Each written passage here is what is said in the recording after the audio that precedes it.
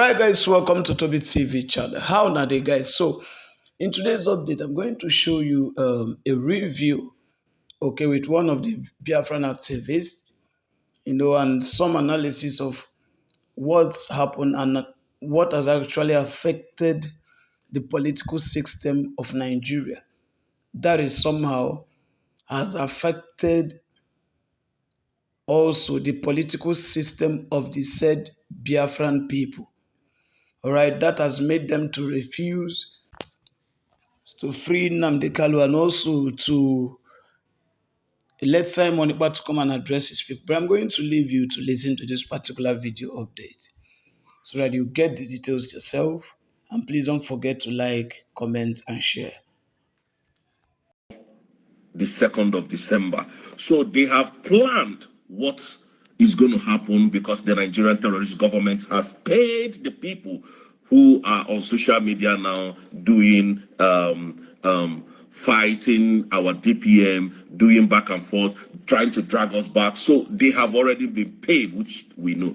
And to my greatest surprise, on the second day of that December, do you know that the Finland police came into that arena?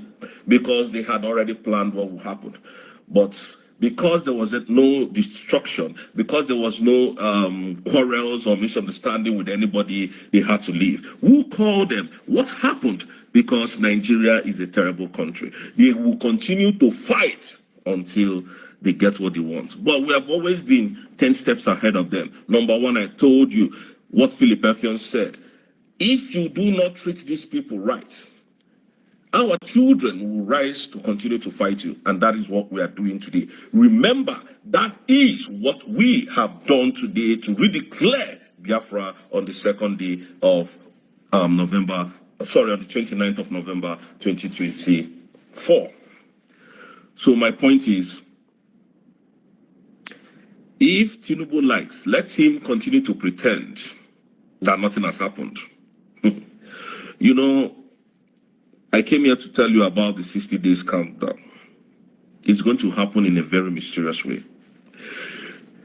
Tinubu is a ruthless man, a ruthless politician, and we have all seen that. Now, I want to ask Nigerians, what have you benefited from this government? What have you gained from this government, if not hunger, killings, violence, and overthrow of government? This is what Tinubu is known for. The same Tinubu that went to fight Niger when Niger had their coup, attempted to, and he was warned not to come and fight, because if they do, or if he does, Nigeria will never remain the same. Is now the same man who went to River State to overthrow the government there. Or do you people not know that what Tinubu did in River State was an overthrow of government? What constitutional rights gave him the power to remove a sitting governor? Tinubu has no power to sack a sitting governor, despite the fact I don't even like the governor himself, because he's too quiet and he's, he came through the back door. All of them came through. That's why they cannot stand to defend their mandates, according to them. But we, Biafrans, we will stand and fight for this, our mandate that we've gotten on the 29th of November 2024. We will stand and defend it. Everybody today is turning a deaf ear, a blind eye to that redeclaration. But the consciousness, we will make them to know that something happened on that date. And that is why we are here. That is why, since the removal of our Prime Minister, we've been here all through. And we're going to fight this fight to the end. Believe you me. So for those of my friend who is telling me I'm putting my life in danger, I want you to know that if people don't die for the cause that they're fighting for, they might probably not get it. So some things has to be destroyed and some has to be rebuilt. And our past heroes has done so. We are here to reinstate everything that they have said. The template has been laid down, and that is what we are following. And that is what Mazen Nandekano is doing. That is what Mazen Simon Eba has done. That is what Madam Ngozi Arabweze has also done.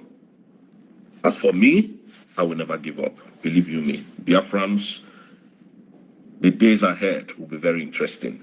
The days ahead will be very, very interesting. Like I said, very interesting. I don't want to give you the gist. Very, very interesting. Always follow, share, and like. Days ahead will be fun. Believe you me. Nigerian government will see what they have never seen in their life. Thank you, Biafrans, and may God bless you. In the history of Biafra, not even during the war, I am telling you, it has entered the highest stage ever.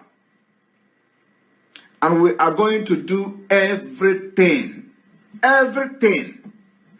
humanly possible in this life to restore Biafra. Everything humanly possible will be done. And I want you people to understand that the Biafra liberation is step by step, segment by segment, plan by plan, executions by execution. We'll be executing those plans according to the template till the last one. And Biafra. Let us go talk about the objective of your struggle and how do you intend to achieve it in practical terms? In practical terms, it is civil disobedience. The same way that Reverend Dr. Martin Luther King Jr. accomplished civil rights in America, the same way that Mahatma Gandhi led India to independence out of British colonial rule, the same principles we are applying, and might I add, very successfully too. We will do everything possible to unravel and unshackle the zoo called Nigeria. Everything humanly possible. No stone will be left unturned. We will sacrifice everything sacrificable. Material, life, blood will throw into. And we will do everything humanly possible to see the Biafra exit. When Nnamdi Kanu said that Nigeria is a zoo, some of them were angry with him. Well, what is a zoo? An animal kingdom. What is a zoo? Cacophony of animals. What is a zoo?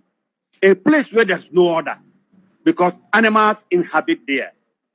Now, how can a president in the era of democracy, where human right is crowned king, a president who over time has claimed to be a Democrat, a president who, for as long as I know him, over 30 years now, have been part of the Nigerian polity and has never been a military man, how can he at this point in time breach the constitution, treat the nation as if it has no constitution, treat the constitution as if it is nothing? How can you remove a governor that his people voted for because of selfish interest? It doesn't happen amongst humans. Such a thing is expected to happen among animals. It is absolutely wrong. It is absolutely godless. It is absolutely illiterate. It is unlawful. It is a rape on democracy. It is totally unacceptable. See, I am one of the agitators of a new Nigeria. And I keep saying it, that we cannot continue this way in this country. See, all of us are going to become irresponsible fathers, irresponsible uncles, irresponsible politicians, irresponsible people in leadership if we hand this country the way it is now over to the coming generations. Bola Ahmed Tinubu, the president and commander-in-chief of the Armed Forces Federal Republic of Nigeria, has disappointed me and has disappointed everything that has to do with good and justice. And look at the people behind him. Look at the Senate president approving it. Look at House of Rep approving it. Why? The lawmakers who don't know the law. Why? Why must you approve such a thing? If anybody is calling for the impeachment of the president, such a person is right. Because I cannot understand why these people cannot do things that will build this country, but instead continue to do things that will destroy the country for selfish reasons. See, I keep saying it, that the problem with Nigeria is the politician. The Nigerian politician is the problem that must be solved in this country. Thank you. How do we solve it if the politicians are the problems, which of course the public also share the same sentiments?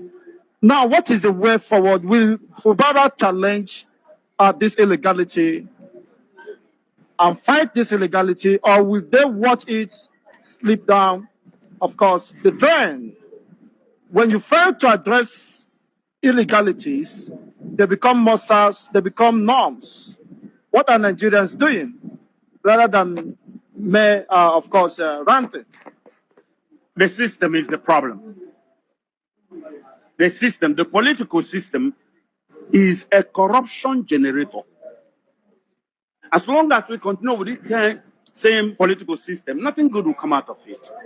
A winner takes it all. And the way you win doesn't matter. You can kill half of Nigerians and win, it doesn't matter. You can kill your opponents, it doesn't matter. You can steal votes, it doesn't matter. You can do anything and win, it doesn't matter. That system must be ended. We need a new system. We need a new system. When you talk about Nigerians helpless, you complain, well, Nigerians are helpless. We have had events that occurred,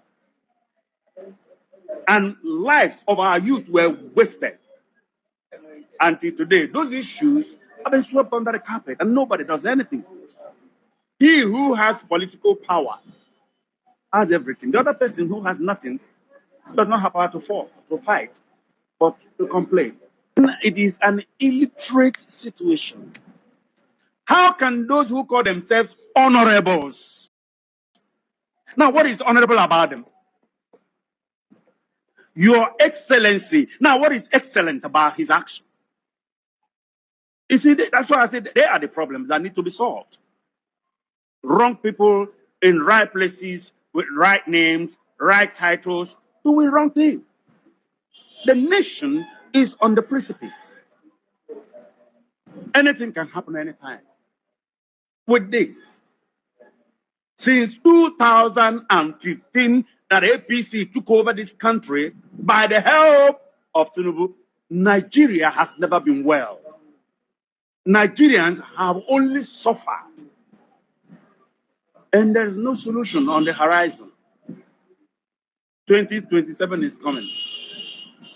Look at this. What is happening in River now is just a tip of iceberg. It's like an evidence, an example of what is coming in 2027. It is too bad. Which means they could also, of course, orchestrate some Mayhem is coming. mayhem and eventually sack more parties, more governors. If you are not playing out their script, they push you aside. And River State is a large place. They feel they need it to make up votes. But Wike is an idiot.